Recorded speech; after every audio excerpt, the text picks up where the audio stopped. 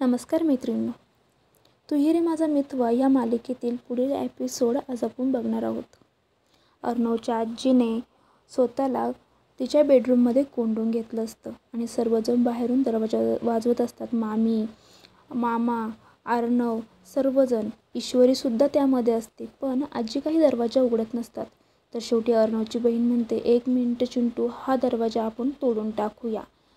काय माहिती आतमध्ये काय झाले. तर मामा म्हणतो, हे बरोबर राहील, आपण दरवाजा तोडून मध्ये जाऊया. आणि ते दरवाजा तोडतात आणि सर्वजण बेडरूममध्ये येतात. तर आजी इथे बेडरूममध्ये कॉटवरती सुम्म अशी पडलेली असते. सर्वजण तिला आवाज देतात, उठ ना, उठ ना आजी, आई उठ ना, पण ती काही उठत नसते. आता सर्वांना खूप टेन्शन येतं, सर्वजण खूप काळजीमध्ये पडतात. तेवढ्यात अर्णवची बहीण म्हणते, चिंटू डॉक्टरांना पहिला फोन कर, आईला काय झाले, असं का ती डोळे उघडत नाही आणि तिचं अंग बघ ना किती थंड पडलंय. तर हे ऐकून अर्णवला सुद्धा खूप मोठा धक्का बसतो आणि सर्व जणांना खूप धक्का बसलेला असतो. तर तेवढ्यात आता लगेच मामी म्हणते, ही ईश्वरी घरात आल्यापासून ना असं काहीतरी घडणारच आहे. हिच्या या पायगुणामुळेच आज आईंला असं काहीतरी झालं आहे. अजून काय काय बघायचं बाकी आहे काय माहिती. पण आता मामी असं बोलल्यावरती इथं अर्णवला खूप राग येतो आणि अर्णव मामीकडे खूप रागाने बोलत असतो.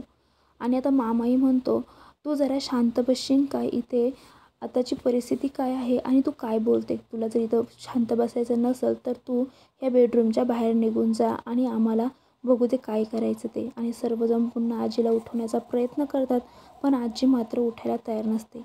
आता नेमकं आजीला काय झालं आहे हे जाणून घेण्यासाठी तुम्हाला पुढील एपिसोड बघावं लागणार.